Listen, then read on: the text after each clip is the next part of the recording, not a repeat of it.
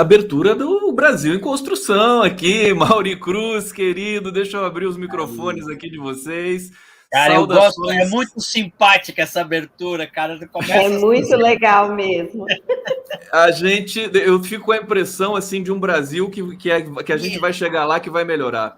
Querido João César de Castro Rocha, grande escritor, grande pensador, aqui presente para essa edição especial do Brasil em Construção, que acolhe a série que é realizada pelo Mauri Cruz, Pensamento Estratégico em Tempos de Crise. Querida Renata Miele, do Barão de Tararé, hoje vai ser um debate muito especial. Vamos falar da guerra cultural, como a guerra cultural e o discurso de ódio esmaga o debate público. Eu vou apresentar aqui rapidamente os nossos convidados. João César de Castro Rocha, escritor, historiador, enxadrista, professor de literatura comparada, foi aluno do René Girard e orientado por Hans Julius Gumbrecht na Universidade de Stanford, tido como os intelectuais mais importantes do Brasil na atualidade. Seus estudos concentram-se na contribuição da teoria mimética para o contexto cultural da América Latina, bem como a discussão da atualidade do movimento antropofágico e dos escritos de Machado de Assis no momento contemporâneo. Ufa! Professor João César, eu vou passar diretamente para você saudar o público, depois eu apresento um a um aqui. Tá bom. Deixa eu começar então com o nosso queridíssimo João César de Castro Rocha. Uma honra te receber aqui. Estamos ao vivo pela TVT, pelo Grupo Prerrogativas, pelo canal do Conde e pelo Facebook. Passo a palavra para você saudar aí o nosso público. Simplesmente, Conde, agradecer muito pela oportunidade de dialogar com a Renata Miele e com o Mauri Cruz. Eu assisto muitas das suas lives. É uma alegria aqui estar dialogando com todos. Muito obrigado, professor. Vamos apresentar agora a Renata Miele e depois o Mauro Cruz encerra aqui esse nosso primeiro bloco. Renata Miele, doutoranda em Ciências da Comunicação da ECA USP, coordenadora do Centro de Estudos de Mídia Alternativa Barão de Tararé, integra a Coalizão Direitos na Rede, foi coordenadora geral do Fórum Nacional pela Democratização da Comunicação entre 2016 e 2020. Querida Renata, seja muito bem-vinda. Oi, Conde. Oi, Mauri, João César. Estou muito feliz de estar aqui essa tarde com vocês. Um oi para todo mundo que está nos assistindo. Eu não tenho nem roupa para estar numa live com o João César, né? Depois dessa apresentação, assim, é uma honra e um prazer imenso poder estar aqui com vocês. Maravilha. E o meu queridíssimo Mauri Cruz, advogado, membro do Conselho Internacional do Fórum Social Mundial, sócio da US Ideias, grande realizador ativista. Meu querido Mauri, expectativa para esse debate? E aí, Conde? Não, muito importante, né? Como tu disseste, é o nosso terceiro debate, pensamento estratégico em tempo de crises, aí uma contribuição que nós, o Instituto Vladimir Herzog, em parceria com o teu canal, o canal do Conde, com o TVT, né, com Prerrogativas, a gente tem tentado trazer aí umas reflexões e hoje, certamente, com muita expectativa de ouvir o João César e a Renata aqui sobre essa questão da guerra cultural, né, da cultura do ódio. Eu acho que muito importante se preparar para 2022. Então, muito feliz de estar aqui mais uma vez, né? Os outros dois debates bombaram, né? Eu acho que foram muito importantes aí, essa parceria. Estamos bastante felizes de estar aqui nesse momento.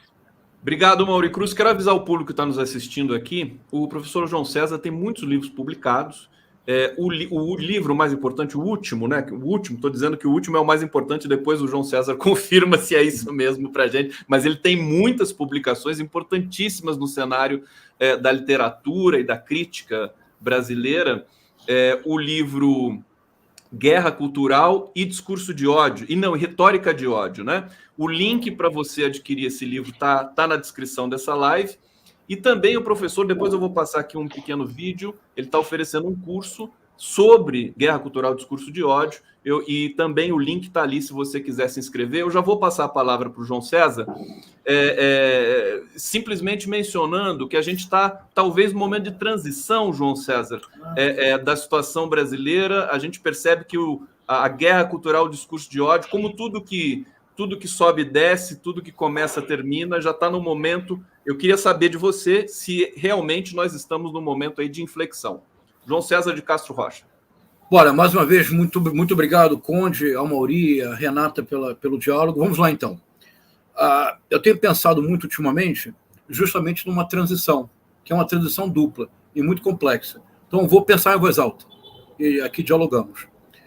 Na sua origem, no Brasil, entre 2016 e 2018, nos Estados Unidos com ênfase entre 2014 e 2016, a guerra cultural era, sobretudo, uma disputa de narrativas, as narrativas elaboradas com base em notícias falsas e teorias conspiratórias, cuja finalidade era gerar narrativas polarizadoras que dividiam o mundo numa estrutura binária muito dicotômica e que reduzia todo aquele que não era espelho de mim mesmo, não num outro, mas num inimigo a ser eliminado.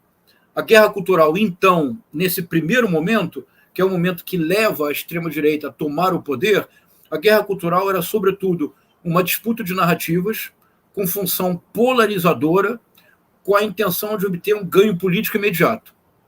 Isso nós vivemos no Brasil de maneira muito forte, sobretudo pelo tsunami das correntes de WhatsApp, com aquelas notícias falsas da mamadeira erótica, etc. Nos Estados Unidos, circunstâncias similares, com marxismo cultural, e nessa acepção, a guerra cultural, eu faço aqui uma homenagem ao Conde, que é linguista, a guerra cultural sempre se articula em torno de significantes vazios, que podem ser encaixados a qualquer situação. Então, por exemplo, no sentido amplo, transnacional, marxismo cultural e ideologia de gênero. No sentido amplo, transnacional, o comunismo é sempre uma ameaça, que agora é globalista. No caso brasileiro, em particular, há uma metonímia de todo esse processo, que é o método Paulo Freire e a doutrinação. Quer dizer, são significantes vazios que, quando você realmente pesquisa para compreender o que as pessoas estão dizendo ao se referir a método Paulo Freire, a marxismo cultural, a ideologia de gênero, as pessoas simplesmente não sabem. Mas porque são significantes vazios, aglutinam a todas e criam uma visão do mundo cinzenta, bélica, dicotômica, em que, de um lado, eles, do outro lado, apenas os inimigos. No primeiro momento, a guerra cultural foi essa poderosa máquina de produção narrativa polarizadora que teve um enorme resultado em termos de ação política. E é fácil de imaginar o porquê. Porque essa polarização produz a retórica do ódio, produz o ódio e o ressentimento como motores da ação política. Mas paro por aqui. Estamos vivendo agora uma transição, Conde. Uma transição. Não, é a melhor descrição que eu já ouvi sobre esse fenômeno da linguagem bolsonarista. Depois a gente vai comentar como é que essa linguagem se organizou. Eu vou passar para a Renata Miele, então. Claro.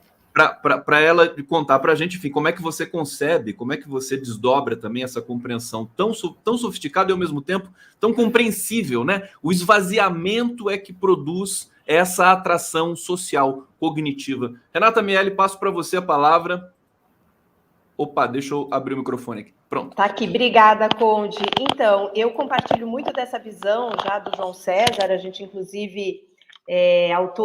nós dois somos autores de artigos num livro recém-publicado também, Reconstruir a Democracia, e acho que toda essa estratégia que o João traz aqui, ela se combina, ou melhor, ela encontra um ambiente muito propício para se propagar dentro das plataformas privadas digitais de comunicação, as grandes Big Techs.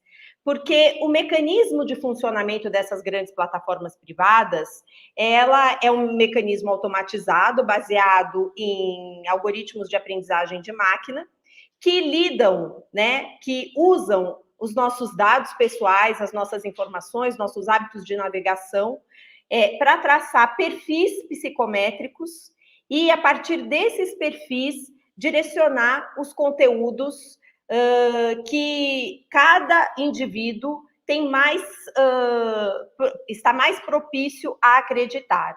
Então, nesse ambiente dessas grandes plataformas digitais, que eu considero que são plataformas de sequestro cognitivo, porque o design dessas plataformas, para além da distribuição algorítmica, o design dessas plataformas, ele foi feito para que a gente se mantenha conectado a maior parte do tempo, interagindo, compartilhando, produzindo conteúdo, curtindo. E esse mecanismo, ele nos coloca dentro de um ambiente que eu tenho chamado, assim, na minha pesquisa, né, que é um ambiente que nos coloca dentro de de uma prisão semiótica, porque a gente fica ali preso em elementos, principalmente, que privilegiam conteúdos morais, emocionais, e que, quando você trata com conceitos vazios, como esses que o João César trouxe aqui, dentro desses conceitos vazios,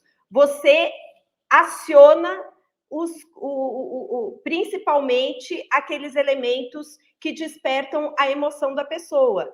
Então, a mamadeira erótica, ou mamadeira de piroca, por exemplo, que é um significante vazio, porque ele exatamente nunca existiu, né? Mas ele desperta o quê? Qual que é o fundo desse conteúdo?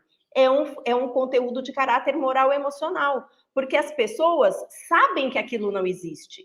Mesmo os bolsonaristas, todas as pessoas que tiveram contato com aquele conteúdo, no fundo, elas sabiam que não existia uma mamadeira erótica. Mas aquele símbolo desperta o quê? Desperta o medo, porque nós somos uma sociedade conservadora, ou a raiva, né? O ódio, exatamente, que trouxe. E aí a gente fica preso nesse ambiente de sequestro cognitivo e reage aos conteúdos por emoção e não por reflexão racional. Então, nós estamos aí diante de toda uma retórica, uma construção que o João César traz desse ambiente retórico, que nas plataformas que hoje são ubíquas, você tem a grande maioria das pessoas interagindo, todas as trocas simbólicas da sociedade ocorrem principalmente nesses ambientes que privilegiam exatamente esse tipo de conteúdo de disparo rápido no nosso sistema cognitivo, que a gente fica preso e não consegue nem raciocinar. Então, a razão vai perdendo força na forma quando a gente vai formando nossas atitudes e crenças e determinando o nosso comportamento. Perfeitamente, por isso que esmaga o debate público. A gente ficou sem debate, né? Parece que cai tudo no vazio também, é um fenômeno muito perturbador. Mauri Cruz, eu quero avisar todo mundo, nós estamos ao vivo aqui, 17 horas, 14 minutos. Mauri Cruz, você concebeu esse encontro, queria que você falasse um pouquinho das suas angústias com relação justamente à guerra cultural, discurso de ódio aí e a provocação que você sempre faz nas suas inserções. Mauri Cruz. Obrigado, Conde. Primeiro, assim, a satisfação de ouvir o João César e a Renata desenhando, né? Desenharam aqui para nós, né? Eu acho que todo o campo democrático e popular vem se perguntando como chegamos nessa situação, né? Como saímos de um ambiente que aparentemente era um ambiente promissor, né? De fortalecimento da democracia, de ampliação da participação, para um ambiente tão caótico, né? E eu acho que muito bem colocado aqui pelo João César e pela Renata, está desenhado, né? E eu acho que a primeira questão importante é de que isso não é acaso. Tem uma inteligência aí pensada, tem um plano estratégico, tem intencionalidade. Nós não estamos disputando com um pensamento infantil, nós não estamos disputando com quem não sabe o que quer, com quem não tem projeto de longo prazo. Não, nós estamos enfrentando com quem tem visão, estratégia de longo prazo e, como a Renata colocou, as ferramentas para executar o seu plano estratégico. E desse ponto de vista, eu acho que nessa linha que a Renata colocou de que esse ambiente ele encontrou uma esquerda e um campo democrático completamente romantizado, né? Completamente romantizado, sem assim, vamos dizer que o nosso pensamento crítico ele baixou ao nível menor, né? Nossa capacidade de análise crítica, de interpretação da realidade, né? De análise dos fenômenos reais, não daquilo que gostaríamos que fosse, dos fenômenos reais que estavam acontecendo. Ou seja, o agronegócio ao qual nós criticamos hoje, ele se fortaleceu nos 15 anos, nos 13 anos de gestão da Lula e Dilma, né? Para o bem ou para o mal, mas ele estava sendo, ou seja, a nossa derrota estava sendo construída no momento em que nós éramos hegemônicos, né? Não era no momento que nós éramos, né? Então, e eu acho que deste ponto de vista, e aí respondendo a tua questão, Conde, eu acho que o desafio, né, nosso aqui de trazer para o debate, de provocar esse debate, pensamento estratégico em tempos de crise, é justamente a gente voltar àquela prática que tínhamos lá no início da década de 80, de 90, de fazer interpretação de realidade a partir de um pensamento crítico e não de uma boa vontade. E segundo, de talvez combater esta ideia, né, da necessidade da esquerda de pensar na governabilidade. Porque a ideia da governabilidade significa não enfrentar os grandes dilemas, não enfrentar as grandes batalhas, não botar as questões centrais no embate, não disputar com a sociedade brasileira os valores nos quais nós acreditamos. E na hora que a gente abre mão disso para ser governo, para governar, nós estamos governando para o outro projeto e não para o nosso. Porque as ideias conservadoras que hoje estão na sociedade brasileira, elas não foram combatidas durante o período em que nós éramos hegemônicos. Elas não foram enfrentadas no período que nós éramos hegemônicos. Então, eu acho que aqui tem uma questão e que estamos preparando 2022, uma reflexão necessária e uma tomada de posição sobre o que vamos fazer e o que vamos dizer pelo próximo período. Então, desse ponto de vista, esse debate aqui está sendo muito significativo para nós, porque a contribuição aqui, como eu disse, o desenho que o João e que a Renata fez não podia ser melhor. Mauri Cruz, obrigado. Eu quero aproveitar o máximo a presença de Renato e de João, e sua também aqui, para a gente tentar procurar buscar alguma, não diria solução, mas, digamos, respostas para aquilo que está nos afligindo já há algum tempo. Eu diria, vou passar a palavra para o João César agora, e daí, dentro das minhas especulações também no campo da linguística, meu querido João César, eu percebi, quer dizer, enfim, o sentido se massificou, né? Ele foi para as redes, a produção do sentido, né? Se a gente pensar em semântica, pensar na própria pragmática, né? Virou ganhou escala. Diante disso, a gente escuta alguns comunicadores, o próprio Felipe Neto já disse isso algumas vezes, a elaboração cansa, né? Pensar dá trabalho. Então, é mais fácil o esvaziamento do significante se você pensar numa questão de sociedade de massa. Enfim, dentro dessa reflexão, passo para você e com uma pergunta adicional que seria a origem do termo guerra cultural. Se você puder falar para a gente dessa origem, né? Vamos lá.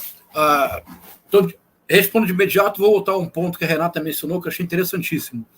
A primeira vez que um termo semelhante foi usado foi na Alemanha no século XIX, quando se discutia qual seria a posição da igreja num Estado laico e industrializado. Surgiu na Alemanha, então, a famosa Kulturkampf, literalmente a batalha da cultura, a guerra da cultura, que no Brasil teve um reflexo na famosa questão religiosa.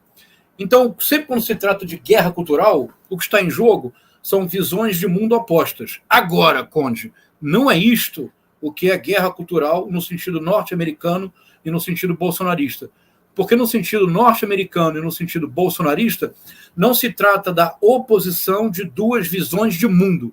Porque se eu digo que é a oposição de duas visões de mundo, eu reconheço a legitimidade de ambas e trabalho na diferença. A guerra cultural na acepção norte-americana importada pelo bolsonarismo implica uma atitude bélica de eliminação de tudo que não seja espelho.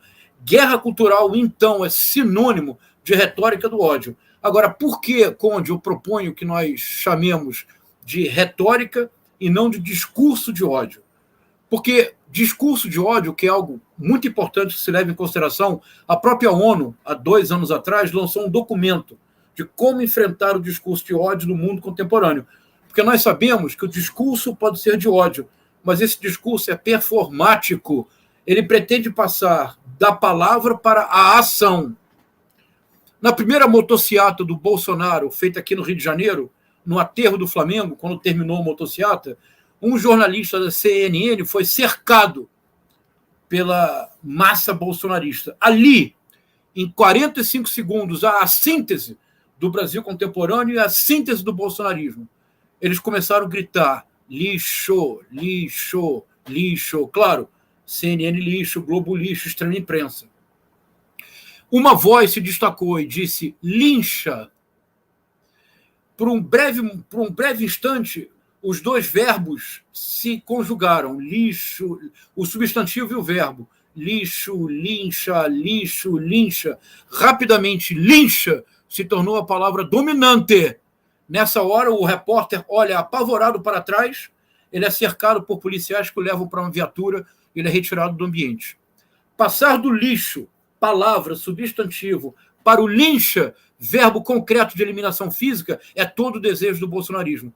não é um discurso de ódio, é uma retórica, porque se é uma retórica, é uma técnica discursiva. Se é uma técnica, pode ser ensinada. Mais do que isso, pode ser aprendida. O caos cognitivo, o analfabetismo ideológico, que hoje torna o espaço público inviável no Brasil, é fruto do ensino de um homem, que se chama Olavo de Carvalho, que passou 2 décadas usando o espaço onde nós estamos agora, o universo digital, para difundir uma retórica do ódio.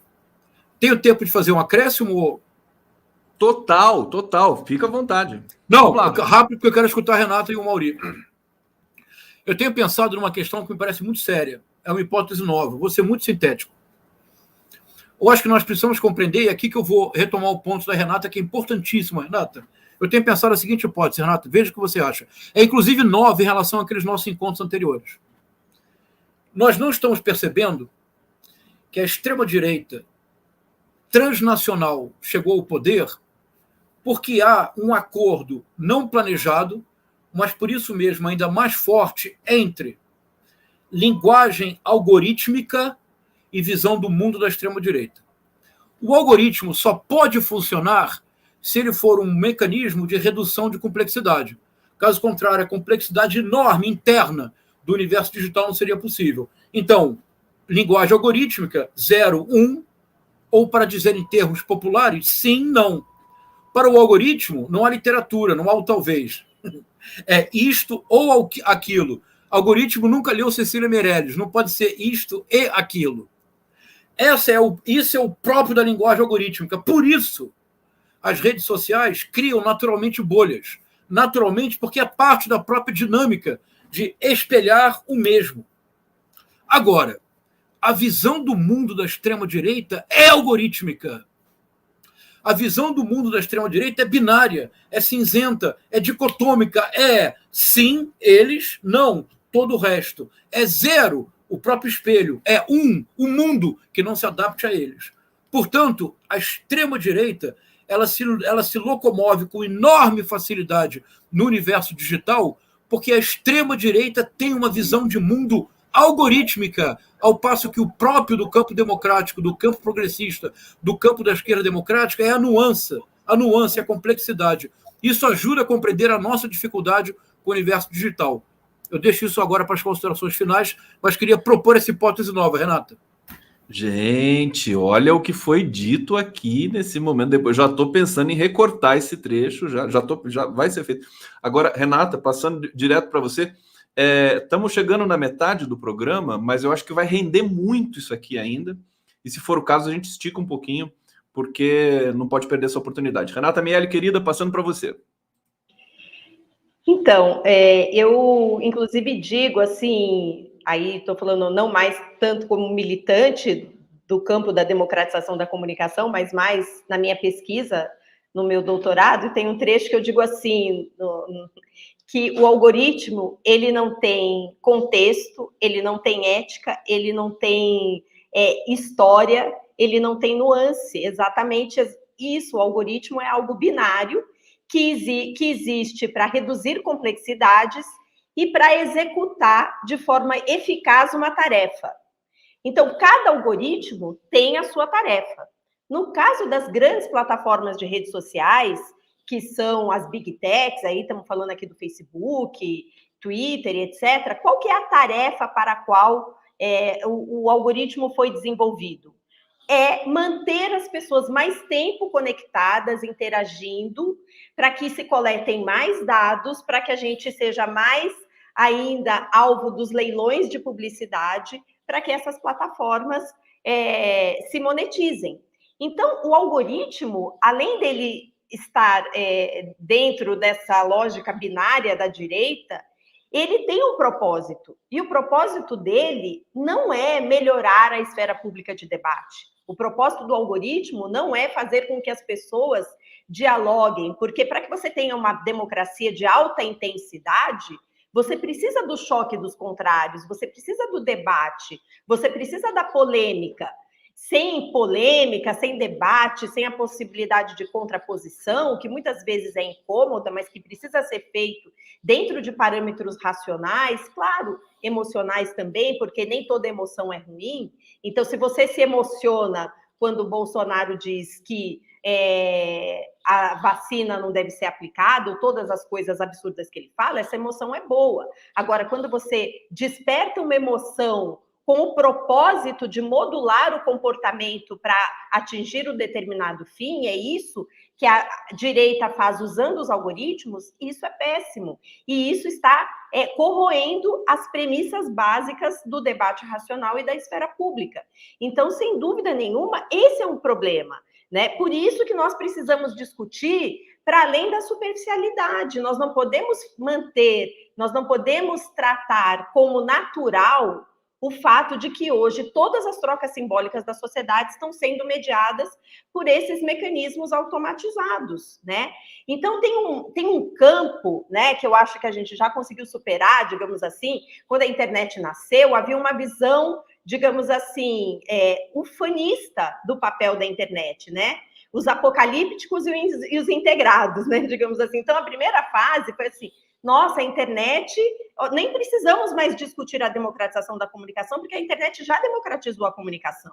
E numa primeira fase, é preciso se reconhecer, de fato, que a internet permitiu que vozes historicamente silenciadas pelos meios de comunicação pudessem se expressar.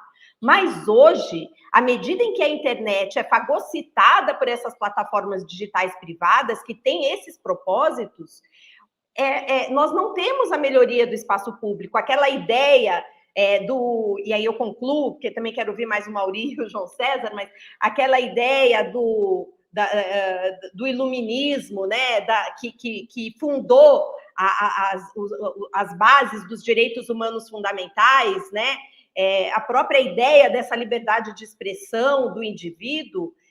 Se você for pensar, as plataformas e a tecnologia permitiram que as pessoas individualmente pudessem se expressar no espaço público. Isso não melhorou a liberdade de expressão, não melhorou a democracia, muito pelo contrário, isso gerou um ambiente de caos e insegurança informacional.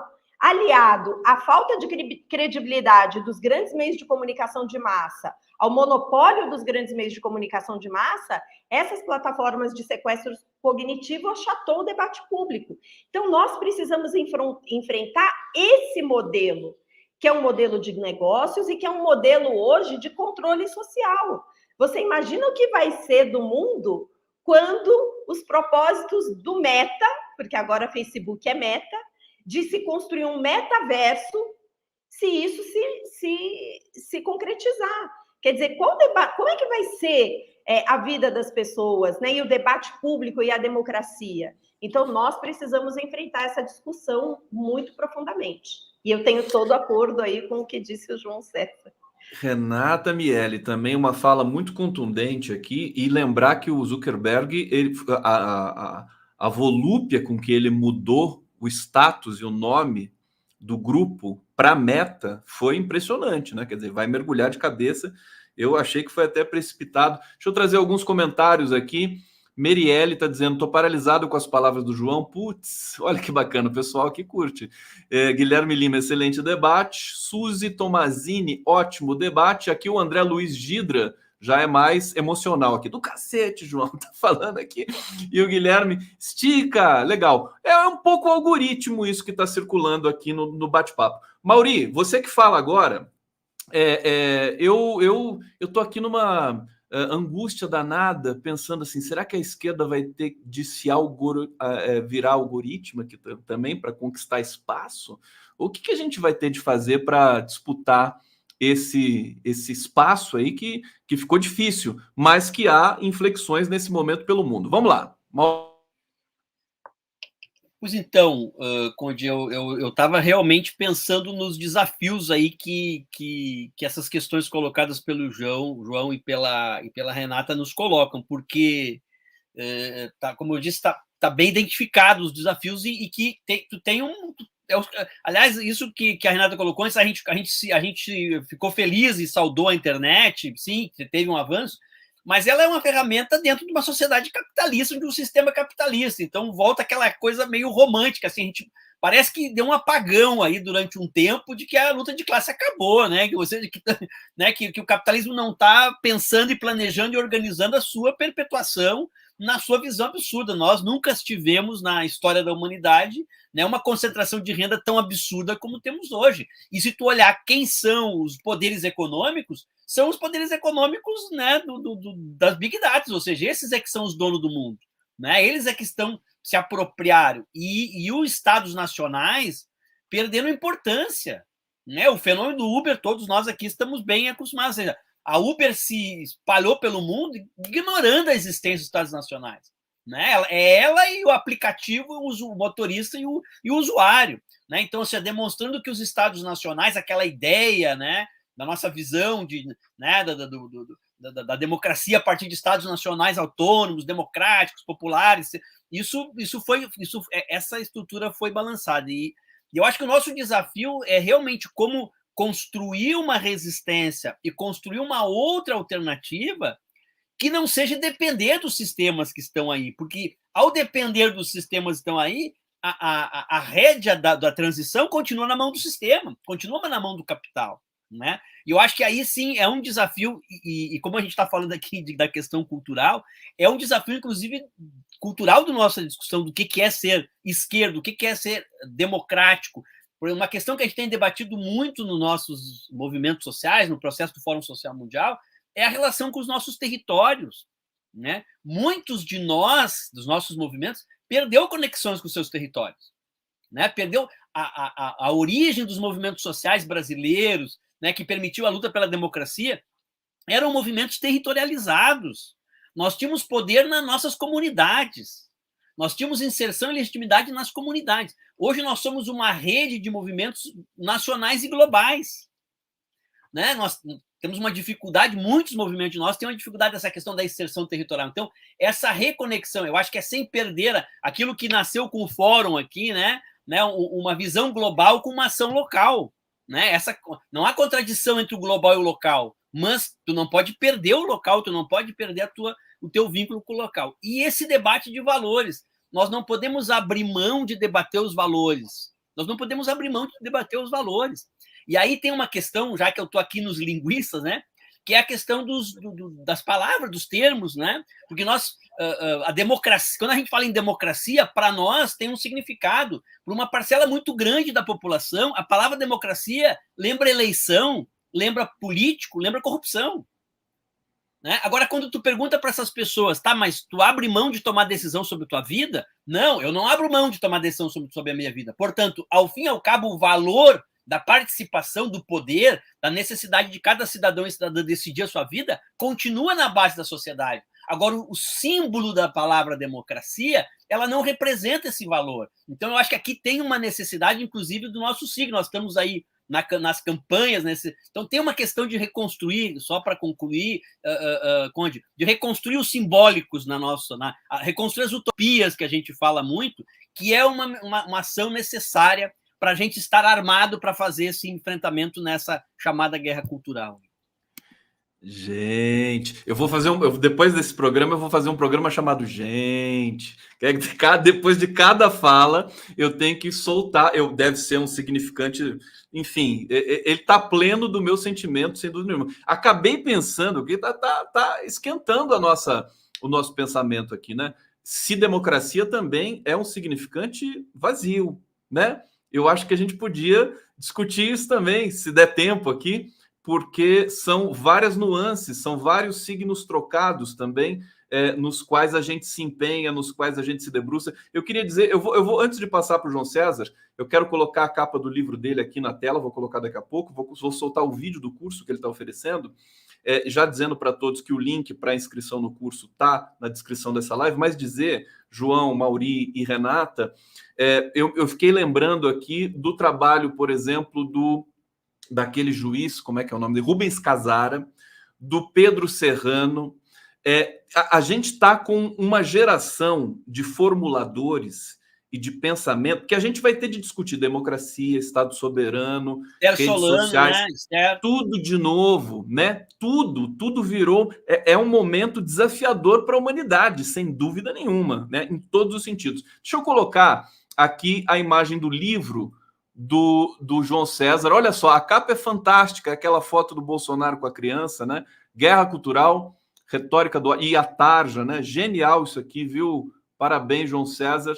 E eu vou soltar o videozinho aqui, que é menos de 1 minuto, e a gente volta na sequência. Vamos ver. Na primeira aula, nós discutiremos o conceito de guerra cultural, as suas origens. Somente é possível ter uma compreensão exata do bolsonarismo se, em alguma medida, nós procurarmos compreender as suas motivações. A segunda aula será uma reconstrução histórica da mentalidade bolsonarista.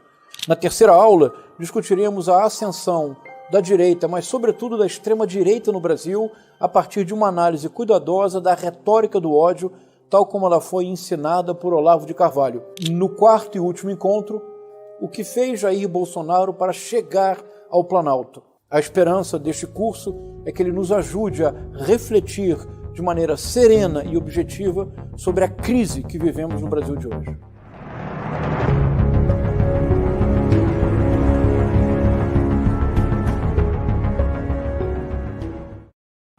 Tá aí, eu vou querer fazer esse curso, hein? Dá tempo ainda, João César? Deixa eu abrir o microfone aqui. Eu já vou passar direto a palavra para você, não vou nem fazer questões. Ele vai ficar aberto 2 anos no Hotmart. Muito obrigado pela propaganda, Conde. Olha, deixa eu aproveitar 2 coisas que o Mauri e a Renata disseram que são muito importantes. Mauri, olha que interessante, eu nunca tinha me dado conta. A palavra Über é uma palavra alemã, que quer dizer em cima, acima, sobre, no sentido espacial. O livro sobre a mesa. O Uber é precisamente os aplicativos em cima do Estado Nacional. Claro, nunca tinha pensado nisso. Aproveitando esse gancho que o Mauri nos deu, eu quero retomar um ponto da Renata e propor mais 2 elementos para aquela hipótese do porquê a extrema-direita transnacional triunfa junto com o universo digital. Primeiro ponto, a extrema-direita transformou a política numa modalidade do e-commerce. É isso mesmo que eu quero dizer.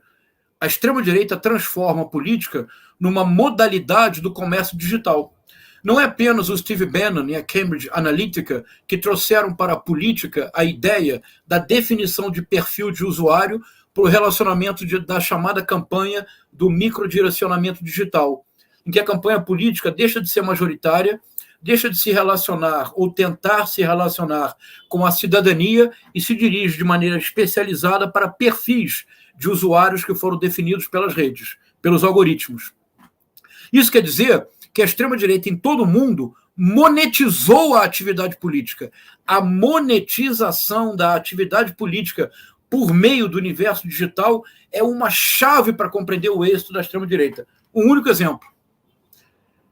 Quando Donald Trump perde a eleição em novembro para o Joe Biden, ele de imediato lança uma campanha de arrecadação de fundos, porque, claro, para contestar o resultado, ele precisa de dinheiro. Vocês sabem quanto que Donald Trump arrecadou entre novembro e o dia 31 de janeiro de 2020? A revista Forbes fez o cálculo. Em 2 meses, na campanha contra o resultado das eleições, o Donald Trump arrecadou 255 milhões de dólares. Ou seja, algo em torno de 1 bilhão e 100 milhões de reais. Não tem político que arrecade isso, né? Não. Conde, não existe empresa que em 2 meses arrecade 1 bilhão.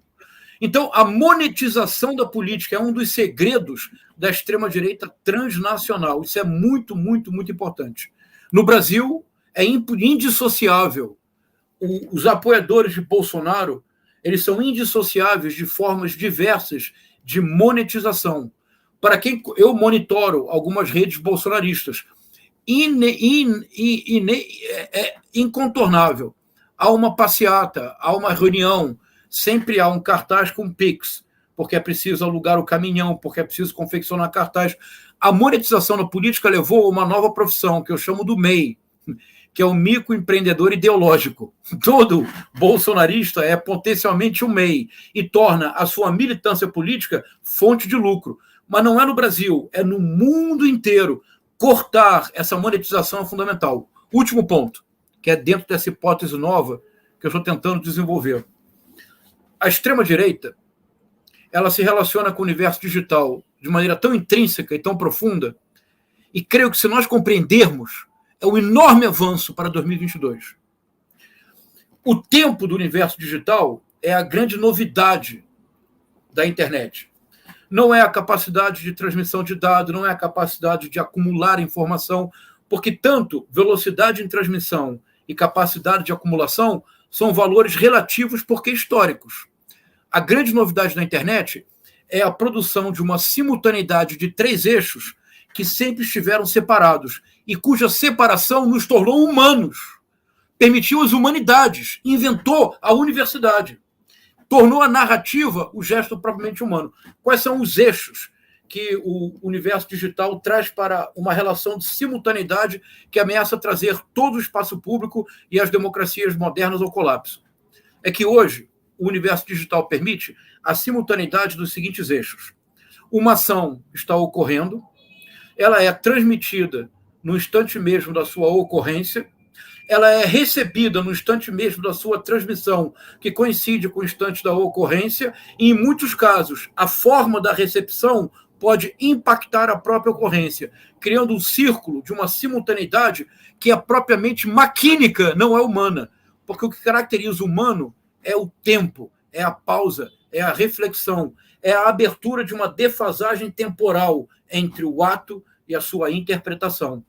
A extrema-direita, o tempo da extrema-direita é o tempo da mais absoluta agoridade. Jetztzeit, como dizia Walter Benjamin, é o tempo da urgência, é o tempo do aqui, agora, sempre. Isso cria, no discurso político, uma defasagem muito grande. Porque o nosso discurso, o discurso do campo da esquerda democrática, não é o discurso da urgência, é o discurso da estrutura. Não é o discurso da agoridade, é a projeção para o futuro. Creio que para 2022 nós vamos ter que reinventar a nossa linguagem e nós vamos ter que aprender a conciliar a urgência, mais do que legítima num país como o Brasil, com a estrutura.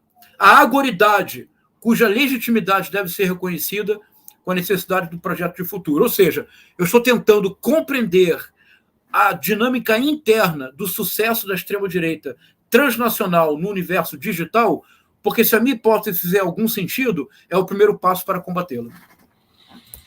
Fantástico. Renata Miele, sim, você está formulando as questões aqui em tempo real, humanístico e acadêmico, talvez, aqui, diante dos nossos olhos. Então, eu passo diretamente a você para desenvolver e desdobrar essas questões aí propostas pelo João César.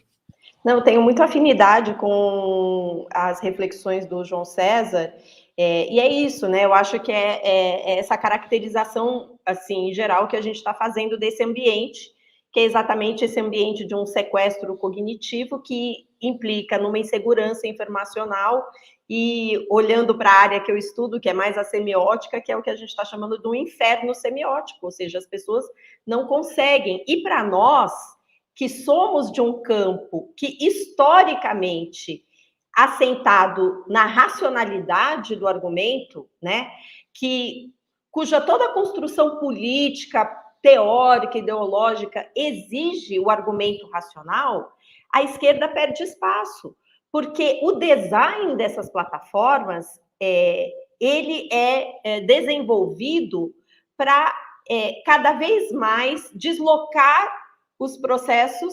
para o que eu estou chamando dos processos, olhando um pouco a semiótica, de primeiridade, secundidade, ou seja, que você olha e você não consegue refletir sobre aquilo, você reage. Então, eu fico pensando assim, eu concordo, nós estamos assim, nós estamos numa encruzilhada histórica, sei lá, para dizer um pouco como que a gente lida com essa situação, porque, veja, a mamadeira de piroca, assim, para trazer um exemplo concreto do que eu quero dizer, a mamadeira de piroca, você não precisa de muita coisa. Você precisa de um meme. E esse meme, que tem um significante vazio, mas que desperta medo, desperta raiva, né? Ele estimula, né, a emoção, ele dialoga, ele consegue ser imediato. Você tem uma compreensão, né, por reação imediata a ele. Meu Deus, o PT quer um governo da mamadeira de piroca. Mas, de outro lado, para que a gente pudesse contestar a mamadeira de piroca, a gente tinha que fazer textão, entende? Porque não tem um meme que desestrutura a mamadeira de piroca, você tem que fazer um argumento racional. Você tem que discutir o que significava aquele programa de acabar com a homofobia na escola, que era uma coisa... Então, esse é o problema também da instantaneidade, né? Porque você está lidando com conteúdos de caráter moral e emocional e que nós, da esquerda, precisamos de argumentos e de espaços racionais. E veja, olha o que está acontecendo. O Facebook, digamos assim, que é uma plataforma na qual a gente poderia escrever mais, ela vai perdendo relevância. Ela vai perdendo relevância para que tipo de plataforma? Para o Instagram, onde o texto não tem praticamente impacto.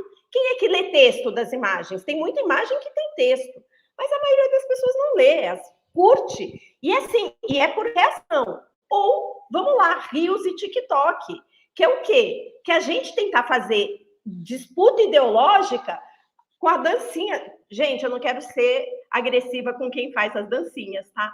Mas como que a gente quer fazer a disputa ideológica num ambiente onde os processos simbólicos são assim, assim, assim, assim, assim?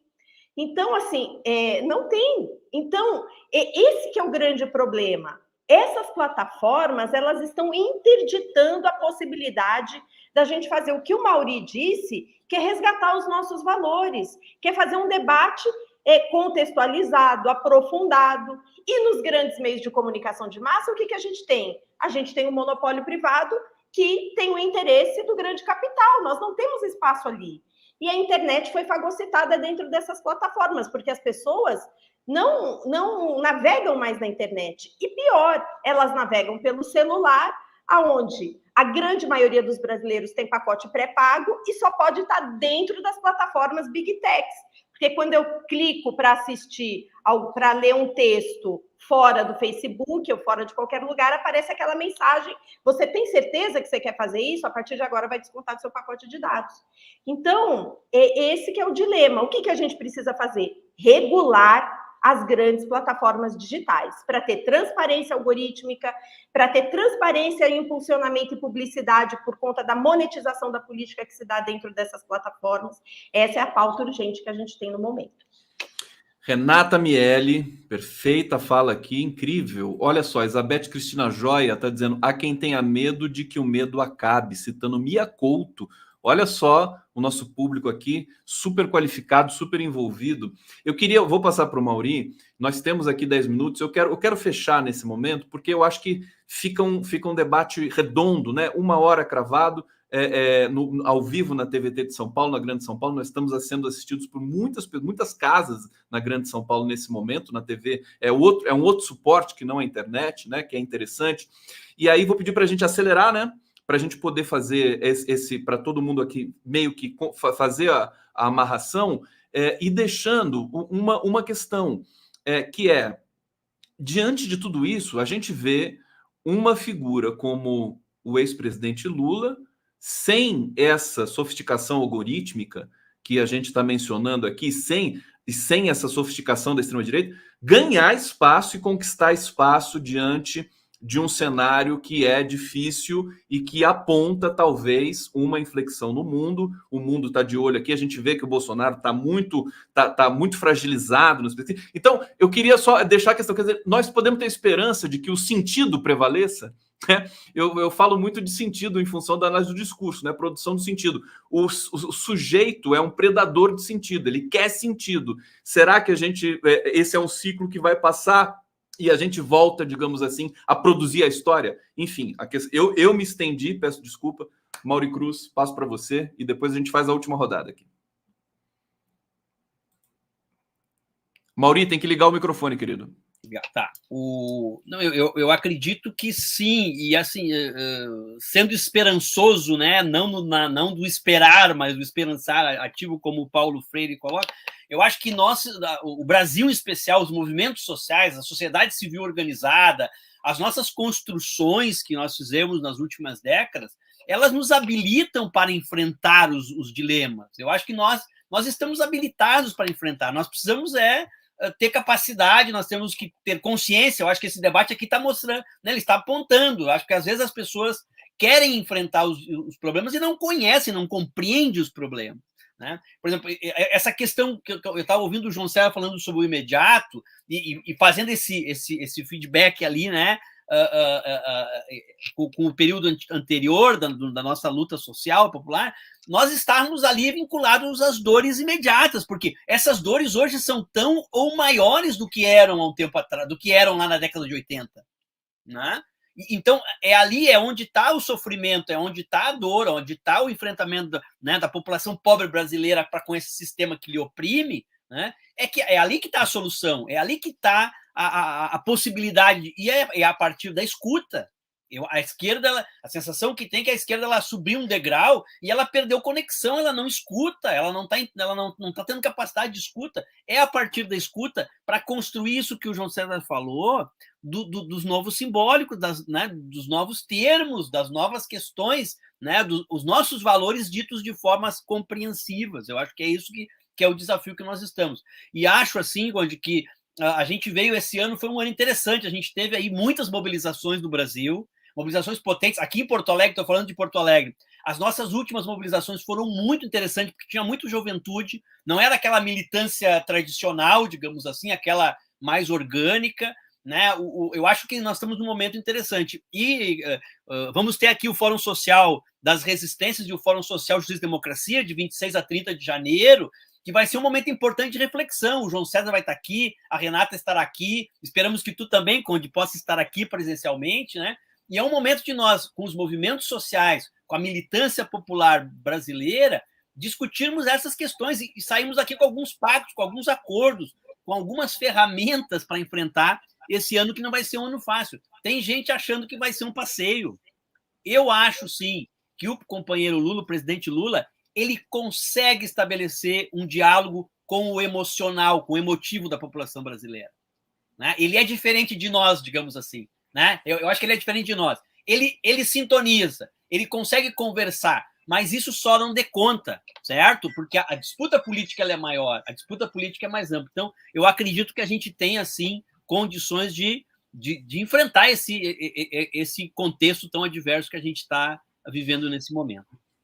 Mauri Cruz, olha, já fazendo o convite para um segundo round desse mesmo quarteto aqui, vou passar para o João César e insistindo, João César, como explicar justamente certas figuras históricas como o ex-presidente Lula que conseguem furar esse circuito aí, a meu ver, pelo menos não sei o que você pensa disso. Passo para o João César. Tá, vamos lá, então. Então, já que é a rodada final, eu vou concluir com Mallarmé e Carlos Drummond de Andrade, para terminarmos numa nota otimista. Tem essa famosa frase do Mallarmé, em que ele diz que a tarefa do poeta é dar um sentido mais puro às palavras da tribo. Isto é, decantar. Eu acho que tanto o poeta quanto alguns grandes homens e grandes mulheres têm essa função decantadora. Quer dizer, em meio ao tumulto, ao ruído do dia a dia, tem mais ou menos uma percepção mais clara da direção a ser tomada. E já dizia o nosso Drummond que lutar com as palavras é a luta mais vã. No entanto, lutamos, mal rompe amanhã. E o poema segue. E a nossa luta também não pode parar. A nossa luta, em alguma medida, é tentar esclarecer, quer dizer, é tentar compreender como foi possível que a extrema-direita, não apenas no Brasil, o fenômeno é transnacional, é um fenômeno orientado, é um fenômeno que possui praticamente um manual e que possui agora um movimento político. O Steve Bannon criou o que ele chama do The Movement, que é uma espécie internacional da extrema-direita. O representante para a América Latina do The Movement é o Eduardo Bolsonaro. Então, nós estamos enfrentando, na verdade, nós não estamos enfrentando algo aleatório, nós não estamos enfrentando uma caricatura. E boa parte do meu trabalho é a tentativa de caracterização do movimento da extrema-direita. E, recentemente, eu tenho me dado conta, eu acho que a Renata... eu acho que o trabalho meu da Renata tem muito em comum. Eu não sabia, Renata, fico feliz. Porque a caracterização da afinidade estrutural entre a visão do mundo binária da extrema-direita e a lógica própria da linguagem algorítmica. Se isso fizer algum sentido, se de fato isso for verdade, nós damos um passo enorme para superá-lo. A superação final, no entanto, creio, dependerá de um gesto.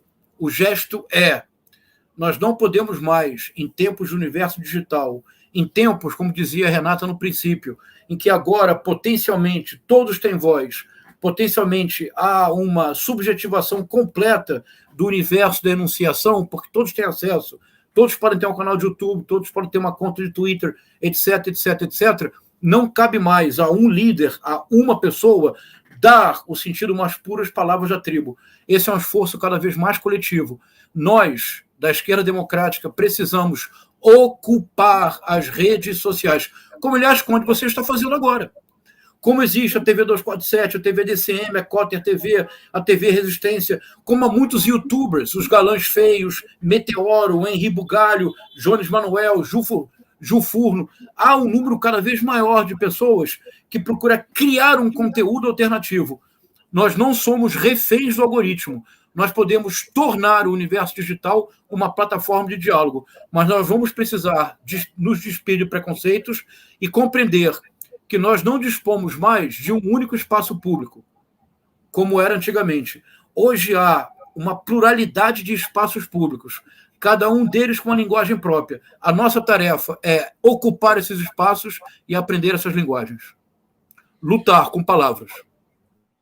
Perfeitamente. Eu estou aqui falando com o nosso diretor aqui da TV para ver se esticava um pouquinho, mas hoje não pode, porque hoje tem uma questão muito séria ali na TVT. Então eu vou soltar a vinheta e aí a gente se libera e a Renata pode falar. Eu vou soltar a vinheta. Alô, Ari, aí da TVT, vamos fazer a desconexão da TV aberta com a internet.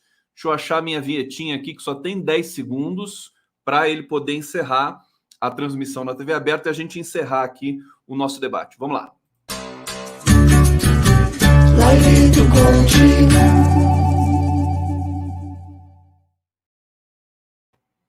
Pronto, agora dá até para a gente falar mais um pouco aqui. Renata, querida, passo para você a palavra. Oi, Conde. Não, eu acho que, tentando também responder a tua pergunta sobre como é que o Lula consegue furar, digamos, essa bolha, ou esse esquema algorítmico, né? Eu acho que o Lula é até covardia, né, fazer essa comparação, porque o Lula, ele é um personagem da história do Brasil, que é anterior a tudo isso que nós estamos dizendo, porque todo esse aparato ideológico de estruturação dessa retórica e do ambiente digital que propiciou a disseminação disso, isso é recente, gente. Isso, na verdade, tem aí, o João César está falando de 20 anos para cá, mas se você olhar no conjunto, o próprio Facebook passou a ter essa mediação algorítmica de uma maneira mais intensa de 2013, 2012 para cá. Por isso que 2013 não é um acidente. 2013 já é um ambiente que é resultado um pouco desse novo momento das trocas simbólicas mediadas por essas tecnologias. E o Lula é muito maior do que isso, gente. Então, assim, ele é um grande personagem da história do Brasil e isso importa. Quando a gente coloca os problemas que estão sendo... que nós estamos vivenciando a partir desse novo aparato sociodigital, digamos assim, existem formas de enfrentamento e de resistência, né? As formas de enfrentamento e resistência são a luta política presencial, que infelizmente a pandemia reduziu. Nada substitui uma reunião numa casa, numa escola, um diálogo, a possibilidade da discussão olho no olho. Quando a gente fala do binômio racionalidade e emotividade, como isso pode contribuir para preencher de sentido, né, os conceitos e as palavras, né, o contato humano é indispensável.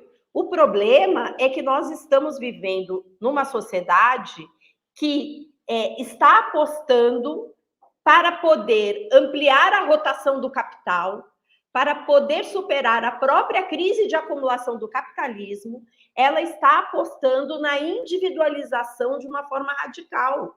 Então, quando você... E a pandemia exacerbou isso. Quando você coloca as pessoas nas suas casas, trabalhando remotamente, uma coisa que pode, para algumas profissões, no primeiro momento, parecer uma coisa positiva, porque a cidade é um caos, o modelo de transporte é um caos, você fica horas no trânsito, você reduz aparentemente custos, mas você tira a noção do coletivo. Essas ferramentas, elas são ferramentas de alienação total, não alienação no sentido corriqueiro do termo, mas no sentido marxista do termo, porque você perde a compreensão e a identidade do seu trabalho com o objeto do seu trabalho, com a sua relação de produção. Então, e nós perdemos a ideia da coletividade, do trabalho, da possibilidade de você construir saídas coletivas. Então, eu acho que a gente tem que questionar, né? Não é ser ludista, não é quebrem as máquinas, não é vamos acabar com a tecnologia, os algoritmos e tudo isso podem ser desenvolvidas para o interesse público, mas hoje elas estão apropriadas para outro fim. Então, eu acho que é esse o sentimento que a gente tem. Não é ser nem pessimista, nem otimista, mas é ser pessimista na análise e otimista na ação, né? Então, eu acho que é assim que a gente precisa terminar aqui essa mensagem. Querida Renata Miele, muito obrigado. Mauri Cruz, para fechar aí o seu balanço e o chamamento para as próximas empreitadas que a gente pode fazer aqui. Mauri Cruz. Não, assim, foi potente, né? Tanto que a gente não sentiu passar, assim, foi né? Acho que, bom, agradecer e parabenizar muito aí João César e Renata, porque, assim, como eu disse no começo, desenharam para nós aqui de forma muito, muito concreta, assim, trouxeram várias questões, a gente poderia ficar aqui um bom tempo debatendo, né, e discutindo as alternativas e caminhos. Então, assim, agradecer muito aí, Conde, a oportunidade, de novo, de nós estarmos aqui, né, o terceiro debate potente, os outros também foram muito bons, né, eu acho que estamos tendo sucesso aí nessa nossa empreitada, a parceria do Instituto Vladimir Herzog também, que hoje abriu mão aqui, né, de não estar aqui para a gente poder ter esse debate, mas que está junto nesse processo, está trabalhando, o pessoal está acompanhando a gente aí, divulgando o debate, e esperar que a gente continue nessas reflexões. Temos aí muitos temas a enfrentar, e certamente nós aqui vamos nos encontrar e seguir esse debate no Fórum Social das Resistências, em Porto Alegre, agora de 26 a 30, que, como eu disse antes, é uma oportunidade, né? Iniciamos o ano de 2022, né, com uma presença, né, qualificada aqui de representações nacionais e internacionais, para tentar combinar um pouquinho entre nós, como disse o João César, é uma combinação coletiva, né? Não temos que entregar algum líder aí, por melhor que seja, por mais né, apaixonado que tenhamos por uma liderança, não é a hora de entregar para o líder o desafio todo. Nós temos que construir, e nós, escutando todo mundo, que a gente vai ter capacidade, inclusive, de construir esses novos significados. Estava na reunião com a BONG hoje, na reunião do nosso GT Internacional, e discutimos a importância que o movimento indígena teve agora na COP26, né, de recolocar questões fundamentais dos valores, o valor da vida. Temos acompanhado aí a luta, né, do movimento negro, que também teve uma presença muito forte no 20 de novembro. Né? Nós temos toda a luta da comunidade LGBTQIA+, ou seja, tem muitas questões que estão nos colocando e que a gente tem que ter capacidade de escuta e de construção de novos simbólicos aí. E acredito que a eleição em Porto Alegre, a eleição no Brasil, ela será uma eleição emblemática a nível global, né? Como muito bem o João César colocou. Então, obrigado aí, obrigado, Renata, obrigado, João César, pelo convite, obrigado, Conde, pela oportunidade, pela parceria. Seguimos juntos aí. Querido Mauri Cruz, João César, quer um recado final? Quer dar um recado final? Não, só agradecer muito e dizer que foi um prazer escutar a Renata e o Mauri, um prazer escutar você, Conde, estamos juntos. E, sobretudo, vamos superar o bolsonarismo, tenho certeza. Vamos superar, acho que era isso que eu queria ouvir do João César, né? Que vamos vencer essa batalha. Obrigado, gente, obrigado a todo mundo que acompanhou aqui o Brasil em Construção, pensamento estratégico em tempos de crise. A gente volta na semana que vem. Valeu! Tchau, gente. Fora Bolsonaro. Boa noite. Fora Bolsonaro.